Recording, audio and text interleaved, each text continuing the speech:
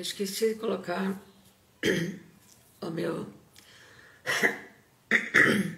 remédio aqui no meu nariz. Eu tô com um pigarro, tô com o nariz trancado, tô com uma coriza que já tá no fim, assim, eu tava só do lado esquerdo. E tudo isso é alergia. É uma coriza unilateral que eu tô, tipo, rinite unilateral, né? Agora tá bem melhor já, mas ainda tem. Por causa desse tempo chuvoso. Nossa, não para de chover aqui em Pontal. Hoje, agora deu sol. Eu tô com umas roupas no varal ali que já faz... Nossa, já vai fazer 10 dias já. Porque eu tenho que recolher aqui, né? Dentro aqui. Aí depois eu tenho que... De dia eu tenho que tirar, porque se eu deixar de noite lá fora, já aconteceu de me roubarem roupa do varal. É um varal pequeno que eu tenho. Tem outro varal lá fora, grande, mas daí chove, não dá pra deixar, né? E também pego a roupa. Tá complicado aqui, eu nunca tive essa complicação assim com roupa na minha vida. De lavar. Se você tem máquina de lavar, não tem por que você ter uma complicação assim. Mas é por causa do tempo. Talvez eu tivesse alguma complicação quando eu morava em Curitiba, assim, que eu morava num apartamento. E que tinha bastante umidade, igual aqui. Aqui também tem umidade. Sabe, essa casa, ela tem uma coisa boa, que ela é segura. A rua aqui não alaga. É uma rua boa, né? A vizinhança é boa, tal, mas tem essa coisa, eu tô na praia, quer dizer que não era para ter assim, essa umidade numa casa, entende? Ela fica no teto, fica nas paredes, e é porque ela é fechada, ela não entra sol na minha casa, ela tá com a luz acesa aqui agora, é de dia, por isso que a minha conta vem alta, né? Ela tem que ficar com a luz acesa o dia inteiro, se eu tiver num cômodo tem que ficar, mesmo o maior sol lá fora não bate na minha casa, porque ela fica no fundo e tem toda essa parte de uma garagem, né? Ela tampa ali o sol. Ela é boa essa casa para você dormir a qualquer hora, porque como não entra sol, se quiser dormir de manhã, de tarde, a hora que for, você consegue. Né? A minha cortina nem é tipo blackout, assim, fechada, ela é transparente, né? Até eu tenho uma cortina transparente, porque eu preciso ver a circulação, se tiver alguma circulação, espero que não, mas eu tenho que estar atenta ali, né? Então, bom, estou só falando sobre isso, né? Se por acaso começar a chover, eu tenho que sair voando aqui e recolher a roupa, mas não vai chover porque está um sol batendo.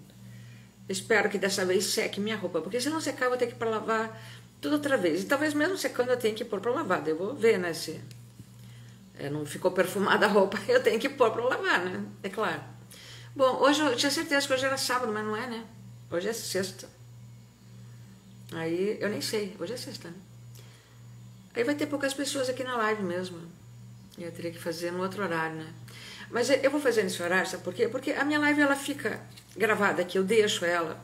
E eu ainda copio o link dela, daí eu salvo no meu celular, e daí eu passo para vários lugares, porque essa live que eu vou fazer aqui, tanto que eu avisei que eu ia fazer essa live, porque eu acho que ela vai ser importante para o meu projeto Dália Cor-de-Rosa, falando a partir do Inferninho, né? Eu vou contar a história do Inferninho. Eu preciso conseguir apoio para o Dália Cor-de-Rosa, sabe? Apoio, verba, eu preciso conseguir isso. De algum jeito eu preciso conseguir. Eu penso em fazer um Apoia-se. Eu tenho já alguma coisa escrita no Apoia-se, mas eu ainda não coloquei ele no ar, né? Eu preciso fazer as páginas do Dália, as páginas adultas, realmente funcionarem, porque elas funcionam mais ou menos. Às vezes elas têm algumas inscrições, às vezes não. Eu tenho que mudar preço, como todo mundo, nessas páginas adultas que eu já percebi, as pessoas, elas ficam principalmente fazendo promoção, sabe? Bom, então é difícil você se destacar nesses lugares, é claro, né? Mas assim, o material que tem nas páginas nossas adultas, ele é muito bom. Ele não é um material qualquer, tá? Inclusive de pessoas do próprio Inferninho que me enviam algumas coisas para serem publicadas. Eu tenho que selecionar, algumas eu tenho que fazer edição, tem material meu também, né? E a gente vai fazendo, então tem videoarte, tem poesia que acompanha os vídeos, de bons poetas que eu seleciono, poetas vivos, né? Eu seleciono, às vezes, poetas mortos também. Às vezes poemas meus também, porque eu tenho muita coisa, né? Coisa minha tem muita, porque eu tenho muita coisa que eu fiz durante a minha vida, tá? Mas eu quero falar do Inferninho, porque veja só, antes de falar do Inferninho, eu vou falar do site do Dália. Então, eis que eu abri um site para o Dália Cor-de-Rosa. Só que aquela história, você não tem experiência, você não pode contratar uma pessoa para fazer isso para você, você não tem muita informação, porque olha gente, é impressionante, se você, por exemplo, chamar a inteligência artificial, seja do Google, seja da Microsoft, seja a inteligência que for, você não pode fazer determinadas perguntas. Sabem que o site do Dália Cor-de-Rosa, a intenção da criação dele foi justamente essa, a censura, né? Nós temos uma censura muito grande relacionada a tudo. No Brasil, acho que no mundo também está assim. Mas eu estou no Brasil, então eu estou falando do Brasil. É uma censura enorme relacionada a tudo hoje em dia. E principalmente a arte. É lógico. A arte, né?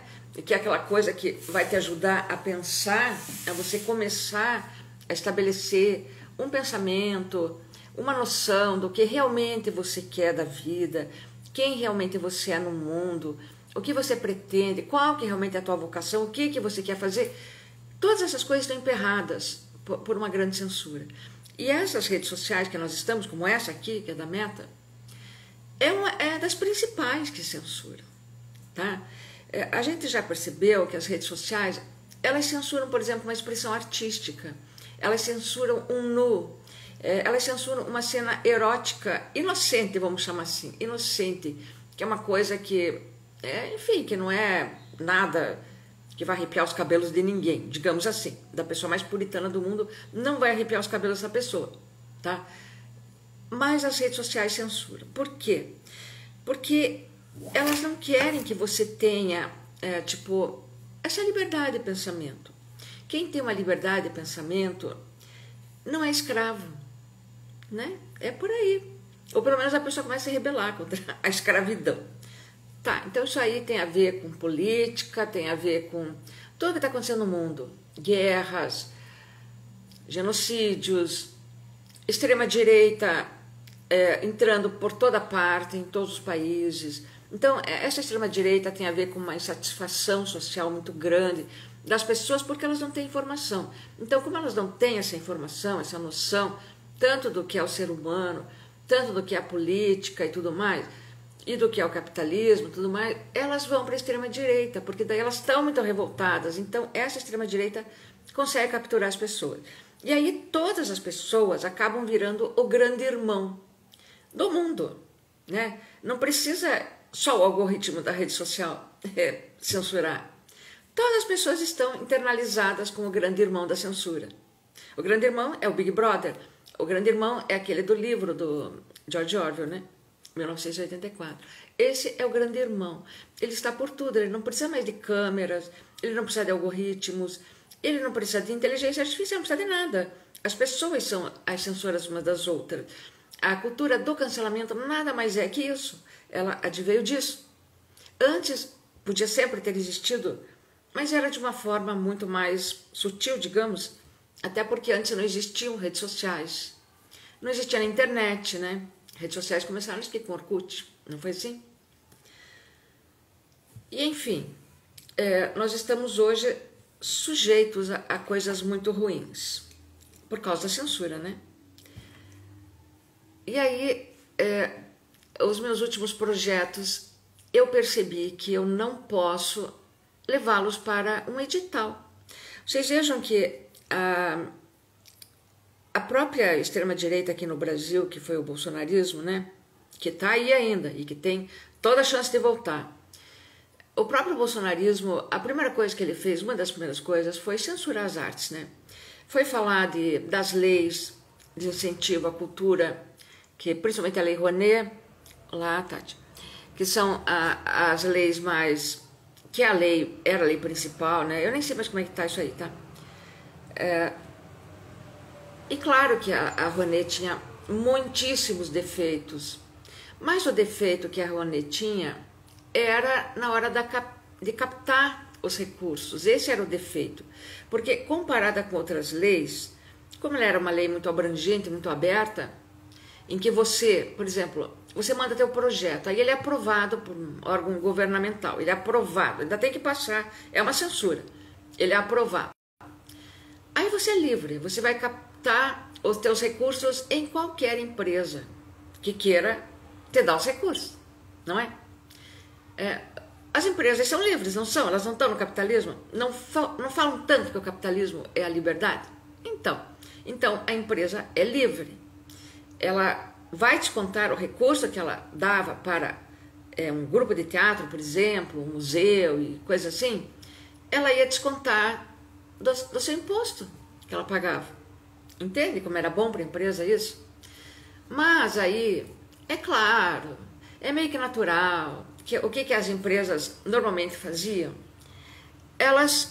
Olá, Rafa, elas iam dar esse recurso para artistas, ou museus, ou escolas de arte, sei lá, com nome, com renome. Por quê? Porque isso, para elas, funcionava como uma troca, um escambo. Eu te dou esse dinheiro, que você tem direito a receber, que eu tenho direito a te dar, em troca você me dá também o teu nome. Porque você é um artista conhecido, você é um museu famoso, você é o MASP, você é o MON, você, né, é o Teatro Guaíra, você é, sei lá, você tá um nome, não sei se pegava recurso, tá? Você é a Fernanda Montenegro, então eu vou te dar esse dinheiro. Mas aí residia então a parte perversa dessa lei. Porque essa lei, dando dinheiro, digamos, para um ator global, muito famoso, que tinha lá seu grupo de teatro, que naturalmente ele nem precisaria da verba oficial da empresa, no caso não era bem oficial, né? Oficial era a aprovação do projeto, a verba era particular. Ele poderia ganhar essa verba, mas ele não precisaria, porque bastaria ele colocar o nome dele num letreiro garrafal, tipo Broadway, no espetáculo dele no teatro, e todo mundo ia, as pessoas iam, quem podia pagar, porque teatro é caro também, né? Quem podia pagar ia, eu quero ver o Reinaldo Giannichini, eu quero ver a Vera Fischer, eu quero ver a Fernanda Montenegro, eu quero participar desse projeto maravilhoso do Itaú, do Museu Oscar Niemeyer, do MASP, eu quero, então eu vou pagar, entendeu? Então, essas instituições e esses artistas, na realidade, não precisariam realmente da Lei Rouanet. Agora, é claro que todas as pessoas, eu posso participar, eu tenho direito, então eu vou lá fazer também. Mas o que estava acontecendo era o seguinte, é que essa lei, ela simplesmente estava só favorecendo esses famosos e essas instituições já estabelecidas. E aqueles que realmente precisavam da lei e que foi para quem a lei foi criada, que foram os artistas sem renome nacional, digamos, tá? E que precisam de verba para montar um espetáculo, que pode ser inclusive muito bom, até muito melhor que desses grandões aí, essas pessoas e essas instituições não conseguem verba das empresas que estão na Lei Rouanet, que podem participar da Lei Rouanet, entende? Porque aí é uma questão ética da empresa que vai dar a verba, sabe? Não é questão do governo. O governo fez uma lei maravilhosa, a Lei Rouanet, uma lei maravilhosa, né? Uma troca maravilhosa. A pessoa dá a verba para o artista e ela desconta do imposto de renda dele, gente. Olha que coisa maravilhosa. Mas as pessoas querem mais, elas sempre querem mais. Não, além de descontar do imposto, eu quero também que aquele artista famoso associa o nome dele à minha empresa, sabe? É por isso que a Lei Rouanet não servia para um artista como eu, por exemplo, ela não servia. Porque, olha só, eu estava com o Grupo Sala antes de eu me aposentar lá em Curitiba e vir morar no litoral. Me aposentar em outra coisa que não tinha nada a ver com arte, tá? Porque artista no Paraná, principalmente no Paraná, não sei por que isso, tá? Tem sempre que trabalhar em outra coisa. É cruel isso, é muito cruel. E se antes, enquanto eu tinha minha família viva, tal, meus pais, né, no caso, minha família eu tenho, meus pais, eu não precisava realmente ter um emprego assim, né, como tantos artistas têm. Depois disso eu precisei ter. Foram 10 anos, né? Mas antes, então, desses 10 anos, eu estava com o Grupo Sala, lá no Solar do Barão, os artistas, os gravadores. E nós conseguimos montar um projeto por lei. Nós montamos 3 projetos. Um deles foi por lei, não foi pela Rouanet. foi pelo Pike que chama, né? Aquela... Nossa, não consigo me lembrar o nome das coisas. Aquela lei que tem lá na Fundação Cultural, tá? É a lei de incentivo. Se alguém lembrar, depois escreve aqui.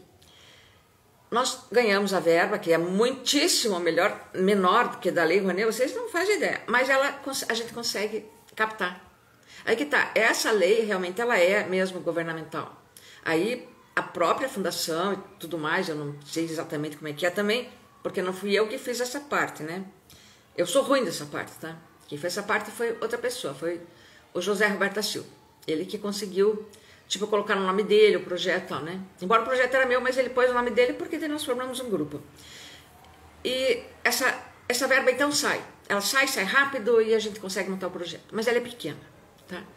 Da Rouanet, ela podia antes ser muito grande, né? Mas nós tivemos um outro projeto, que era o duplo metamórfico. Esse projeto foi aprovado na Rouanet, rapidíssimo, tá? E a gente não conseguiu captar porra nenhuma, entende? Não tinha como. Não tinha como, porque não tinha, entende? Nós não captamos, ficamos com o projeto parado. E assim como nós, era a maioria dos artistas no Brasil. Projetos parados, aprovados pela Lei Rouanet e que jamais conseguiam captar porra nenhuma. E daí depois teve várias discussões de que todos os projetos, de todas as leis, inclusive essa Paulo Gustavo, que tem agora, tem uma outra aí também, Aldir Blanc, que tudo vai sempre para os mesmos artistas. Isso é outra discussão que está tendo, que eu sei, entre vários artistas, vários grupos, que são sempre os mesmos que captam, tá? Eu não sei como é que são essas leis, porque, sinceramente, eu não me interesso mais. Eu não me interesso por uma razão simples, porque eu sei que tudo tem censura, tá? Para você, hoje, conseguir aprovar um projeto teu, numa dessas leis qualquer, de edital, que vai te dar verba, você tem que adaptar o teu projeto para aquilo que a censura geral que tem aprova. Ou seja, você não pode falar determinadas coisas. A gente vê isso aqui na rede social. Quando você vai escrever, por exemplo, puta, digamos, eu tô falando aqui, você tem que escrever P-U-T-A, você não pode escrever assim, você tem que escrever P-W-T-A, ou então P-U-T, arroba, ou P-U-T-4, letra, número 4, ou P-U-T-T, 2-T-A, para você driblar então o algoritmo, porque se você não fizer isso, o algoritmo, pá, ele corta, ele bloqueia, não publica, isso em primeira instância. Em segunda instância, as instâncias do juízo. Em segunda instância, o que acontece? Lá vem o teu colega que não vai com a tua cara. Isso é uma coisa que acontece muito. E ele, pá, denuncia.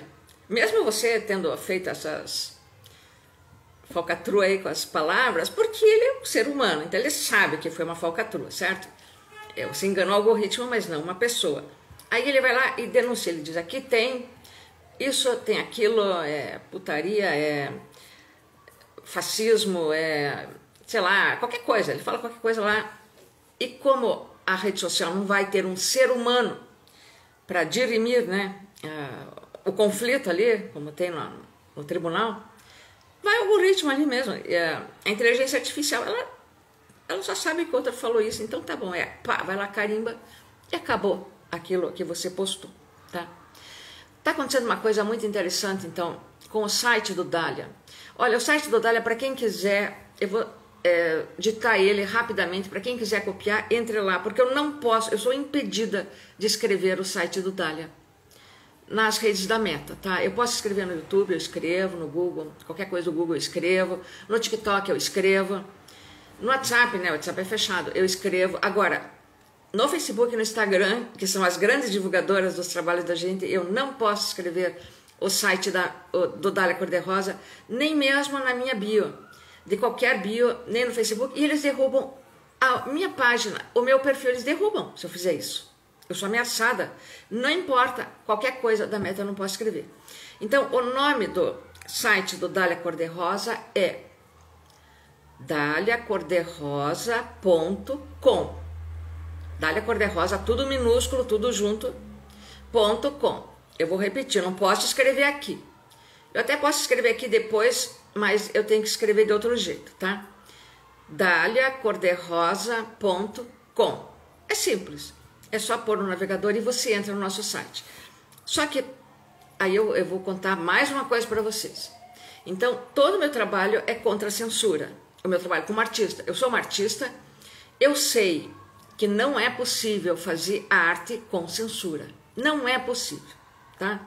Os artistas que hoje fazem arte, apesar da censura, obedecendo essa censura geral, porque não tem mais um órgão de censura, né?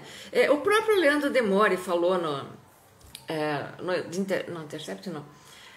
ICL, que ele está agora, que não existia mais censura, porque ele ainda está vendo censura como aquele órgão que existia da censura, que realmente era então um órgão de censura. Hoje em dia é a federal lá em Curitiba, tá?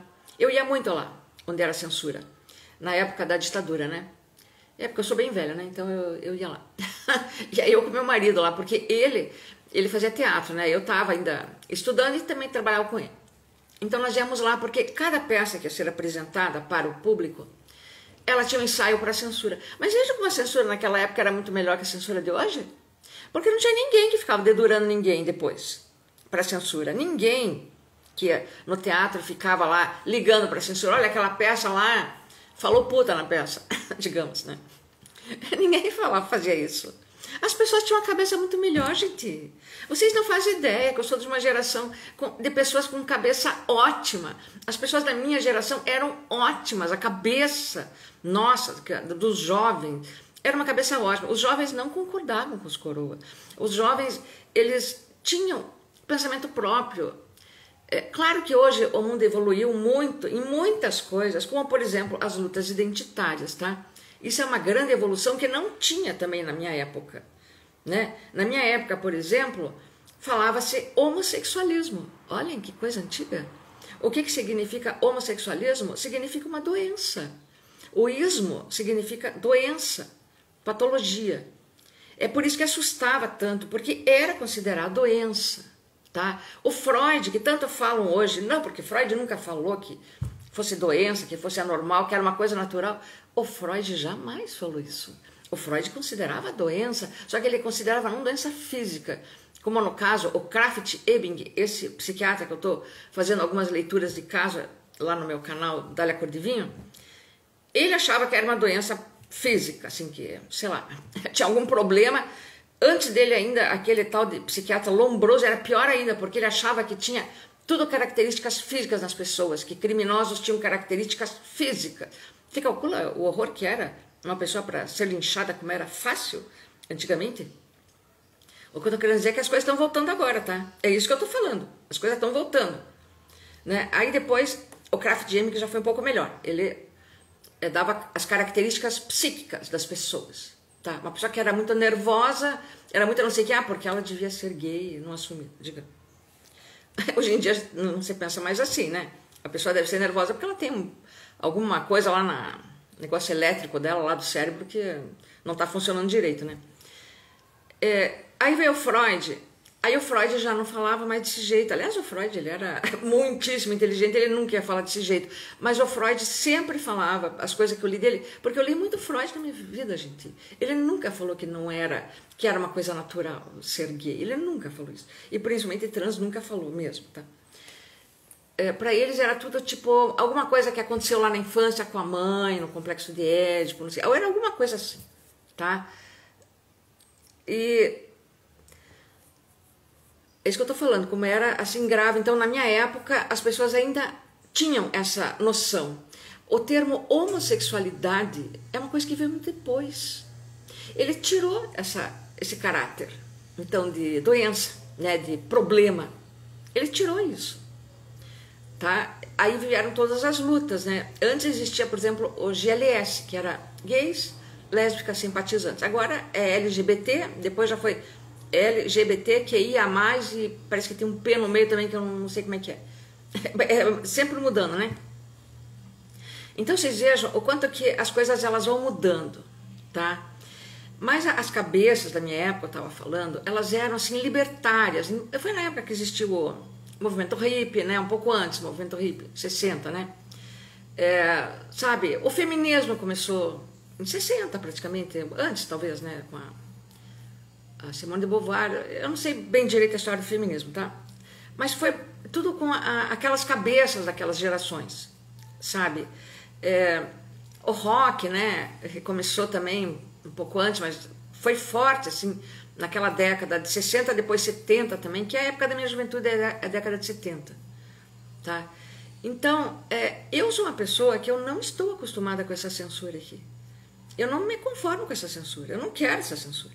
Porque, inclusive, para um artista, se você vai obedecer censura, francamente, não faça arte, não precisa. Vai fazer outra coisa, então chame de entretenimento. O próprio cinema mudou, né? O cinema tinha grandes cineastas, eram maravilhosos os filmes, porque era tudo coisa para você pensar. Além da beleza, que tinha muito cinema com beleza mesmo, era tudo feito para você pensar, sabe? Não era entretenimento. Você vê que o cinema hoje, ele tem uma coisa, ele tem uma coisa assim, de efeitos especiais. Tudo é feito, né? Agora nós temos um monte de aplicativo aí que fazem efeitos que antes só o cinema conseguia fazer, né? Claro que o cinema ainda consegue fazer muito mais, é claro, né? Mas é isso, começou a virar isso. Virou uma coisa assim, né? Eu acho que com Jornada das Estrelas, lá não, aquele Guerra nas Estrelas, começaram os grandes efeitos, né? Mas aí sobre a arte, então, especificamente, tá? A gente tinha ainda, né, até o início dos anos 90, quando você ia fazer uma exposição, por exemplo, em Curitiba mesmo, né? Vinha lá o dono da galeria, o diretor do museu, eles iam na tua casa, ou você levava algum material teu para ele, o cara analisava, eles sabiam analisar o trabalho de um artista, sabe? Eles tinham essa cultura, né? Aí, então eles convidavam você para expor no local, você ia... Era assim. Eu sei que o mundo cresceu muito, que as pessoas... que a humanidade se multiplicou, né? Que hoje nós somos em 8 bilhões, e só no Brasil é uns 200 milhões, né? Então é claro que tem que ter uma outra forma de, tipo, escolher quem que vai expor, quem que não vai. E claro também que tem muitos locais para você expor, que já não é mais os espaços bíblicos, digamos assim, aqueles considerados, né, sagrados, que ainda tem gente que acha, né, que se a arte não estiver no museu, então não é arte. Vocês vejam que coisa esquisita, porque para quem então que existiu aquele artista Marcel Duchamp, para que ele fez aquele trabalho dele, A Fonte, lá naquele museu? Ele fez aquele trabalho que ele arrancou um vaso sanitário de um banheiro qualquer, esses usados pelos homens, né, os mictórios lá, e ele colocou no museu, colocou um título, A Fonte, e pronto, e viu o que ia acontecer. E o que aconteceu foi o seguinte, foi que todo mundo falou que era uma obra de arte, porque estava no museu. E foi daí então que o Marcel Duchamp, ele daí, como artista, que ele era um pintor, né, um bom pintor, conhecido inclusive. Ele então entendeu que qualquer coisa que estivesse no museu era arte. Para ele, as artes visuais tinham acabado. E ele parou de fazer arte. Ele passou o resto da vida dele jogando xadrez, tá? A arte continua, né? Todo mundo continua fazendo arte. Hoje, as pessoas podem fazer releituras de obras que já foram. Só a Mona Lisa e o Van Gogh, meu Deus, o que eles têm de releitura, né? Agora tem Van Gogh, imersão no trabalho do Van Gogh. O Van Gogh jamais fez isso. Tem crítico de arte que reclama disso, mas como o trabalho do Van Gogh, a pintura, foi a pintura, não tem que ficar fazendo trabalho imersivo com um cenário, mas fazem. Mas isso é assim, isso é da nossa época. Eu não acho que essas coisas sejam inválidas ou têm que ser invalidadas, não são. Elas são pertinentes, são perfeitamente possíveis e maravilhosas também. Só que é claro, você não vai pegar então o trabalho do Van Gogh, que ele fez aquele quadro, e jogar fora, e agora vamos usar só aquela linguagem dele para fazer imersão, as pessoas entrando no trabalho. Não vão fazer isso, né? Aí também já é um roubo autoral, né? Mas não estão fazendo isso. Mas acontece que quando você criando uma obra original, tá? Quando você tem que condicionar o teu trabalho a uma linguagem aceitável, entre aspas, por uma sociedade que não quer pensar, porque a sociedade não pode pensar, é sobre isso. Então, a tua arte tem que virar entretenimento, na verdade. Quando acontece uma exposição, como aconteceu naquele Museu Queer, eu vou pegar esse exemplo porque ficou bem famoso, né? De que era lá no Banco Santander também, olha onde que era, né? O banco precisa lucrar, mas aí a exposição é lá. Qualquer coisa que vai emperrar o banco de lucrar, lógico que ele ia acabar com a exposição, né? Aí as pessoas estão lá tratando de sexualidade. Então agora eu já estou indo com o assunto para sexualidade porque o inferninho é sobre isso, tá? A exposição é sobre sexualidade. Aí o que acontece? Aí pronto, acontece o escândalo. O escândalo porque a sociedade não quer pensar sobre sexualidades diferentes, sobre sexualidades diversas. A sociedade não quer pensar sobre isso. Embora, apesar das lutas todas identitárias, onde também a identidade trans, a identidade homossexual e outras todas as sexualidades estão inseridas nesse movimento de diversidade, que não é só o movimento racial e cultural e coisa assim. Mas a sociedade não quer pensar sobre isso, essa estabelecida, tradicional. Aí vão lá, começa uma crítica. Trabalho principalmente de uma artista que tinha lá, Adriana Varejão, né? E outros artistas ali. Gente, começa um escândalo tal que o Santander fecha a exposição. E aí começa, aqui no Brasil, você começa a notar qualquer coisa que um artista publique na própria rede social, como já vem crítica, e não é só mais artista também, é todo mundo, né? Começa aquelas críticas, mas críticas assim, de pessoas completamente com ódio de tudo, que você não sabe por que aquela pessoa odeia tanto aquilo, e daí transfere aquele ódio para aquela pessoa, para outra pessoa. Começa uma coisa muito grave assim, no nosso país, só falando do nosso país. Aí tem uma pesquisadora que infelizmente ela já faleceu, porque gente boa dura pouco, né? Parece que é uma grande realidade, né? Ela faleceu com uns 50 anos, talvez. Adriana Dias. Ela foi uma grande pesquisadora brasileira e ela era hacker, essa mulher. Esse que era o diferencial dela. Mas hacker do bem, totalmente, né? Então ela descobriu, quando estava entrando o Bolsonaro, ela descobriu muitas células nazistas, acho que milhares até, ou quase, de células nazistas se multiplicando no nosso país. Na internet, né? Dark Web, Deep Web, ela entrava naqueles chans, foi ela que revelou tudo isso, saca? E ela falou que o próprio Bolsonaro estava dentro de uma célula nazista. Ele estava lá, tinha um documento dele lá, publicado e tudo mais. Então, ele trouxe. Tanto isso era verdade, porque olha o que aconteceu na pandemia. Quanta gente foi deixada morrer. Por quê? Por causa de corrupção de vacina. Foi só isso. Vocês não assistiram a CPI da Covid? Eu assisti inteirinha a CPI da Covid. Ficou provado lá por A mais B mais C que houve corrupção de vacina. Houve, sabe, 700 mil pessoas pelo menos morreram no Brasil por causa disso. Você não tem pessoa da tua família que morreu de Covid? Eu tenho amigos que morreram de Covid. Todo mundo tem. E por quê? E por quê? As pessoas foram levadas a acreditar que elas podiam sair às ruas, trabalhar, porque tinha cloroquina. Foi só isso. As pessoas iam tomar lá aquele kit e elas podiam, então, sair para morrer sem medo. Essa que era a verdade, né? Elas achavam que não iam. Então, vocês vejam que tudo isso colabora para cada vez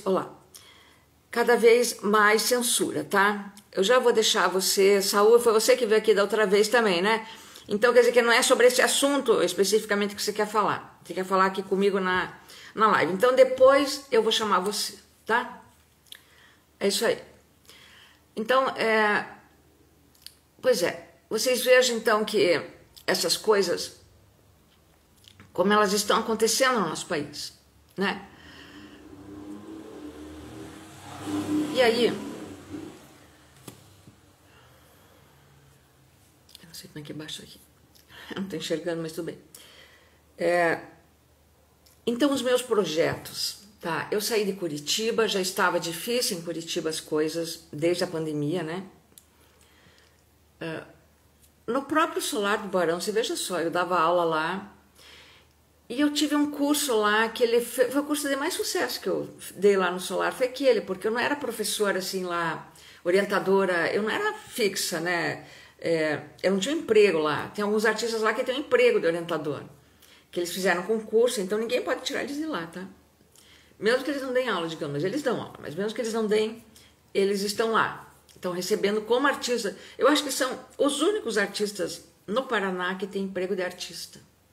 No Solar do Barão, gente, olha que maravilha. Uma vez eu fiz um projeto para o Rafael Greca, ele estava concorrendo à prefeitura, e eu fiz um projeto para ele que se chamava Artista Residente, tomando esse modelo dos artistas que trabalhavam lá no Solar do Barão, para isso ser espalhado, haver uma multiplicação, né? Essa coisa de multiplicação de projeto, porque é isso que a gente tem que ter, na verdade. Projetos que se multiplicam, né? Que não são mais teus, eles se multiplicam. Então eu mandei para ele um projeto, tipo, cada instituição assim que tivesse um tipo de ateliê de arte, alguma coisa assim, não precisa ser só a faculdade de arte, né? Ou ateliê, ou museu, que tivesse artistas trabalhando ali. Aí os artistas teriam que produzir também e que ensinar, e todo mundo seria feliz, entende? E o que o Rafael Greca fez? Ele pegou meu projeto, ele falou que se ele ganhasse a prefeitura, ele ia implantar aquele projeto em Curitiba. E ele fez isso. Ele nem deu bola. Eu vim aqui em Pontal também, levei meu projeto Pinguim de Ladeira pro prefeito aqui. Gente, era uma coisa que ia trazer tanto turismo para a cidade, se você soubesse. O que ia ser o meu projeto Pinguim de Ladeira aqui, o projeto físico que eu levei para ele. Ele nem me respondeu. Eu encontrei com ele esses dias aqui, numa padaria. Só que eu tava brigando lá na padaria, né? Porque eu sou briguenta mesmo. Briguenta não, porque fazem cada uma pra gente, pelo amor de Deus, tem que brigar, né? Aí eu nem conversei com ele, tá? Ele só ficou me olhando assim, com os olhos estanhados. E eu também olhei com ele, pra ele com os olhos estanhados, porque eu queria muito que ele desse pelo menos uma resposta. Para o meu projeto ele não deu. Bom, se ele tivesse dado, eu estaria trabalhando no projeto Pinguim de Ladeira e não no Dália Cor-de-Rosa. Tem essa também, né? Mas aí, quando eu saí então de Curitiba, eu fui para Morretes primeiro. Eu fiquei 2 anos lá em Morretes. Eu fiquei lá cuidando da minha neta. Cuidei bastante da minha neta lá. Cuidando que eu digo assim, brincando com ela, fazendo teatro, pintura, um monte de coisa muito legal com a minha netinha, que eu tenho muitas saudades dela. E nisso eu montei então o Pinguim de Ladeira. Olha, eu tinha certeza que as pessoas iam querer trabalhar no Pinguim de Ladeira. Porque ele era um projeto muito bom para todo mundo. Ele era justamente um projeto assim, ele era como o Dália Cor-de-Rosa, né? Um projeto libertário, você entende? Eu só faço projetos libertários, eu não faço nunca projeto careta que vai se adequar a ser uma vitrine para pendurar quadrinho em parede. Eu jamais fiz isso. Eu já tive brigas com meu pai, que ele me perguntava, mas você sabe o que vende em artes visuais, em artes plásticas? Ele falava, pintura, né? Eu falei, sei. Ele falou, o que vende? Eu falava, é você pintar um quadro que combina com o sofá, com a parede, que não esteja dizendo nada, assim, para as pessoas pensarem e sentirem. Se você fizer uma coisa bonita, assim, ele vai vender. Ele falou, e você sabe fazer isso? Eu falei, sei, se eu quiser me dedicar a isso, eu sei. Ele gritou comigo, ele falou, e por que você não faz? Porque para o meu pai o valor era o dinheiro, né? Eu entendo que o valor dele fosse o dinheiro, porque meu pai tinha que sustentar 6 mulheres, gente. Ele era daqueles provedores, uma coisa que não existe quase mais hoje em dia, homens assim, né? O meu pai era, porque todos os homens daquela geração, da geração dele, né? Eram provedores mesmo de família, não importa o que acontecesse, sabe? Eles eram, antes de tudo era isso, né? O meu pai, você podia xingar, brigar, ir embora de casa, fazer o que você quisesse, mas ele nunca deixava de ser o teu provedor. Entende? Ele podia te bater, podia fazer qualquer coisa, mas ele nunca deixava de ser o provedor de uma filha. Ou mesmo da ex-mulher dele, quando ele se separou, que era minha mãe. Ele foi embora, casou com outra mulher e ele continuou sendo o provedor da minha mãe. Entenderam como é que era diferente? Era diferente a cabeça dos homens, era diferente a cabeça das mulheres, e era diferente principalmente a sociedade brasileira, onde um homem podia, com o trabalho dele, sustentar até várias famílias. O meu pai não era um doutor, ele não era. Ele era, a profissão original do meu pai era mecânico, mas ele era empresário, né? Então ele tinha um negócio de motocicleta. E com o trabalho dele, ele conseguia fazer tudo isso, e ele fazia. E isso para ele era muito importante. Mas então, hoje, as pessoas, está tudo diferente na nossa sociedade, que nós sabemos. Mas tem essa censura que está muito pior. No caso, voltando só a falar do meu pai, é claro que meu pai concordava com todo esse negócio de censura, tá? Se ele estivesse vivo hoje, ele ia concordar com tudo isso, tá? Ele tinha uma cabeça bem de Bolsonaro, assim. nesse sentido, né? Só que ele era uma pessoa amorosa, meu pai, ele era, né? Ele não era nenhum bandido, ladrão de joia, nada dessas coisas. Mas assim, nós estamos numa sociedade então que a gente não consegue mais colocar os nossos projetos, porque daí para eu conseguir, por exemplo, uma verba, tá? Digamos que eu pegasse o meu projeto Dália Cor-de-Rosa agora, deixando o Pinguim de Geladeira, porque vocês já entenderam que o Pinguim não deu porque as pessoas não quiseram trabalhar em cooperativa, elas só queriam trabalhar se houvesse verba. Eu consegui fazer algumas entrevistas, tal, isso, né, as pessoas fazem, mas trabalhar no projeto, me ajudar no projeto, principalmente a parte física do projeto, as pessoas não vão fazer. Só se tiver verba. Que era diferente antes, quando eu montei ainda o Sala, que as pessoas trabalhavam sem verba para conseguir a verba. Entendeu? Era diferente. E mesmo que eu não conseguisse a verba, os artistas trabalhavam. Porque o artista sempre trabalhou mesmo sem verba. Mas hoje não é mais assim. O artista quer a verba aqui. Aí eu vou pensar. E aí é claro que também o trabalho, para ser bom de verdade, você tem que estar fazendo com o amor que você tem, com a tua paixão pela arte, né? E esses artistas já não têm então essa paixão, porque eles vão para onde está a verba. E esses editais vieram mesmo para acabar com tudo isso, com toda essa liberdade e essa união dos artistas, tá? Então, um se torna concorrente do outro. Aí vem aquela verba lá da lei, agora Paulo Gustavo, digamos.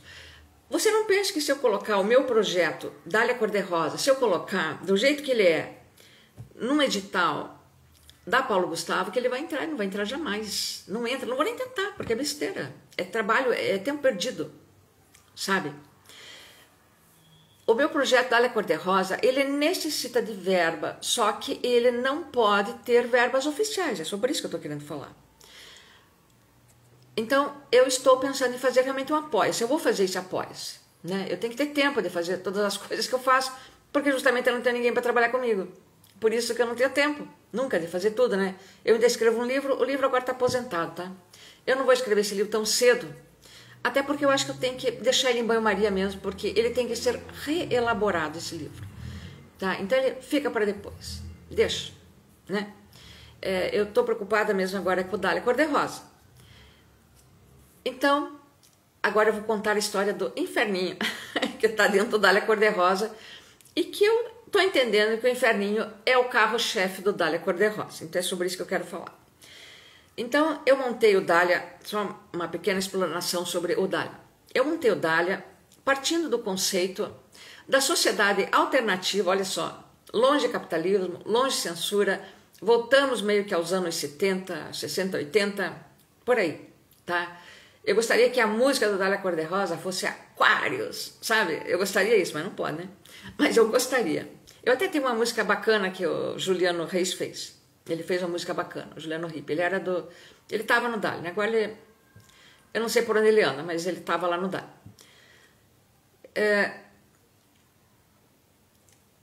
Então, parte desse princípio da sociedade alternativa, também era do Raul Seixas isso aí, né? E também junta um pouco do princípio da sociedade dos poetas mortos. Sabe aquele filme maravilhoso com o Robin Williams? Aquele filme é lindo, né, gente? Porque aquele filme fala tudo sobre o que é realmente a criação artística e o que é realmente você ter uma leitura artística do mundo, ou seja, o teu pensamento sobre o mundo. Aquele filme fala tudo, sabe? Quando os alunos finalmente entenderam o discurso daquele professor incrível, e estão me ligando aqui, parem de ligar, daquele professor incrível, que ele quer simplesmente que os alunos libertem a sua voz, é isso que ele quer. Libertando a sua voz, você também liberta os teus ouvidos. Libertando teus ouvidos, você liberta o teu coração, sabe? E o teu sentimento do mundo, né? Você se torna também um poeta, mesmo que você não escreva ali, né? Você entendendo a poesia, é isso que acontece com você. Aí quando chega aquele diretor da escola lá querendo reprimir todo mundo, os alunos todos ficam do lado do professor. Eles começam todos a subir na mesa, porque ele tinha ensinado os alunos a subirem na mesa para eles terem uma visão diferente das coisas. Aí quando chega o repressor lá, os alunos começam um a um a subir na mesa. Capitão, meu capitão, é como eles chamavam o professor, né? Para se posicionarem do lado da liberdade, não é só do lado do professor, é do lado da liberdade. Mas é o pessoal lá que está ligando aqui. Do lado da liberdade, entendeu? Então é isso que a arte, a poesia faz com a gente. Ela nos transforma em seres pensantes. Quando te perguntam assim, ou quando alguém pergunta para um artista, mas qual que é a função da arte afinal? Porque tem muitas, né? A função básica é essa, é te ajudar a pensar sobre você mesmo, sobre teus sentimentos, sobre tuas emoções, sobre tua família, sobre tua comunidade, sobre teu país, sobre a política, sobre a vida. A arte é tudo isso. É isso que é a arte. Então a arte realmente ela não precisa vender, porque ela faz parte de tudo isso. Agora, artistas são pessoas, seres humanos que precisam comer, precisam vestir, precisam morar, precisam de médico, entende? E ainda são seres humanos que fazem arte, né? Então é por isso que os artistas precisam de verba, tá? A arte não precisa, mas os artistas precisam, né? Até porque para você ter uma linguagem artística, você precisa treinar. Porque, como dizia Picasso, inspiração existe, mas que quando ela chegar, eu esteja trabalhando, porque eu tenho que ter a técnica. Então eu tenho que estar trabalhando mesmo sem inspiração, porque eu tenho que desenvolver a técnica. Senão, quando eu fizer aquele grande trabalho, ele não vinga, porque ele está atrofiado, porque eu não tenho técnica. Era isso que o Picasso quis dizer. É por isso que o artista precisa ter o tempo do ócio, como já dizia aquele outro do Mas, eu não me lembro mais o nome dele, que ele falava o ócio criativo. O artista precisa disso para ele ter esse domínio da técnica, da linguagem, para a inspiração vindo, ele ter essa linguagem que ele possa mostrar aquilo que ele realmente viu e que vai ser importante.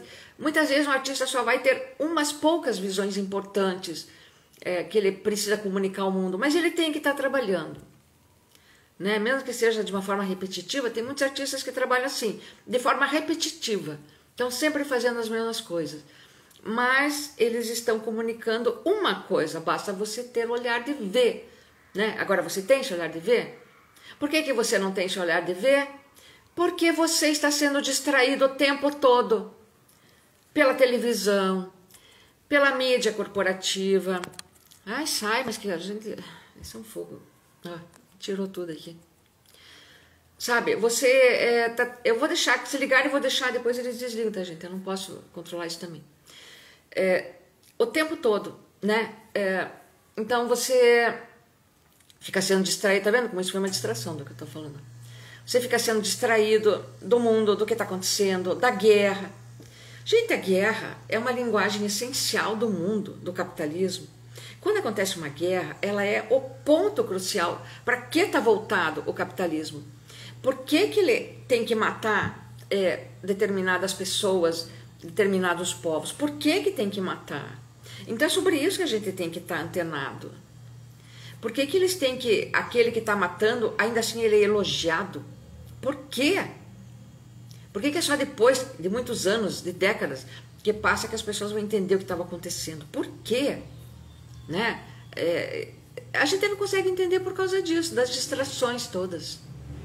Porque quando uma pessoa publica alguma coisa importante, como no caso o Breno Altman, né? O dono lá do Opera Mundi, aquele jornalista maravilhoso, quando ele começou a publicar o que era realmente o tal do sionismo,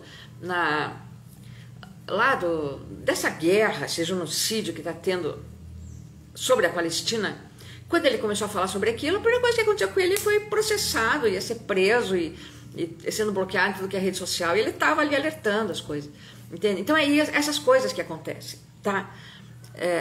Por que a arte, olha lá, a arte não pode ser livre, né? Mais, porque agora está num ponto que o capitalismo ele está ruindo mesmo, né? A China lá está chegando junto dos Estados Unidos, se é que já não chegou, já não está no lugar, né? Então tem que, sabe, é por isso que acontecem essas coisas. E aí a gente não pode falar, né? Bom, então, tá, não deu certo o Pinguim de Geladeira, fui eu pro Dália Cor-de-Rosa depois, né? Porque daí foi a ideia que vem vendo na cabeça da gente, né? Então eu vou montar um projeto que tem a ver com outras coisas. Tem também a linguagem do pinguim ali, mas é outras coisas. Eu comecei a perceber lá no Facebook, que vinha tantos homens assim para cima de mim, sabe? Tantos homens que eu não conhecia, não sabia onde eles vinham. Tudo começou lá por causa de uma foto que eu publiquei lá. Olha só que coisa interessante, né? O algoritmo deles funcionou, foi isso que eu quis dizer. O algoritmo do Facebook funcionou a meu favor, sem eu querer, sem eu saber porquê, mas depois eu comecei a entender. Então vamos pegar o limão que te deram e vamos fazer uma limonada? Eu não consegui colocar o pinguim de geladeira no ar, porque os artistas, que era com eles que eu ia desenvolver o projeto, não deu certo. Vamos ver agora se eu consigo desenvolver um projeto de uma outra forma, que não seja com artistas, mas com pessoas que estejam querendo também se expressar. Foi isso que eu pensei, sabe? E aí nasceu o Dália Cor-de-Rosa, que ele já era uma ideia já que eu tinha, porque o Dália Cor-de-Rosa parte do Dália Negra. Dália Negra foi um crime horroroso que aconteceu contra uma atriz dos Estados Unidos, eu não me lembro o ano que foi, Elizabeth Short, ela, moça muito linda, ela foi morta, ela foi totalmente mutilada, fizeram até um sorriso Glasgow nela, que é um rasgo aqui na boca, porque daí o assassino, ele corta a boca inteira da mulher e quando ela vai gritar, ela fica com o sorriso eterno. Olha o sadismo, olha o grau de sadismo. E toda mutilada, tudo, até aqui, ela foi morta assim e nunca descobriram o assassino, né? Então, eu fiz um paralelo com todos os feminicídios, tá? Que as mulheres sofrem, e também feminicídios que as mulheres sofrem, não apenas de morte mesmo, morte matada, né? Mas de morte morrida, digamos. Mulheres que se suicidam por causa de misoginia, ataques misóginos, mulheres que são mortas de outras formas, de formas emocional, psicológica, sabe? Tem tantas formas de matar uma pessoa, gente. É impressionante. Eu sempre percebi isso, que tinha muitas formas de matar uma pessoa. Tem até um dramaturgo, parece, eu não sei se é o Brecht mesmo que fala sobre isso, ou se não é ele que fala, é outro, que ele fala assim, que você pode matar uma pessoa, por exemplo, matando ela de trabalhar, tirando o seu pão, a sua comida, não deixando ela dormir. Não precisa dar um tiro na cara da pessoa para matar. Essa é só uma maneira de matar, sabe? E as mulheres são mortas na nossa sociedade de diversas maneiras, o tempo todo, todas as mulheres. Alguma coisa. E quando eu falo mulheres, eu quero falar também do feminino, que não precisa ser mulher nascida biologicamente, tá? Crianças também são feminino. Seja um menino ou uma menina, eles ainda são, mesmo os meninos ainda são o feminino, porque eles são frágeis, eles são vulneráveis, né?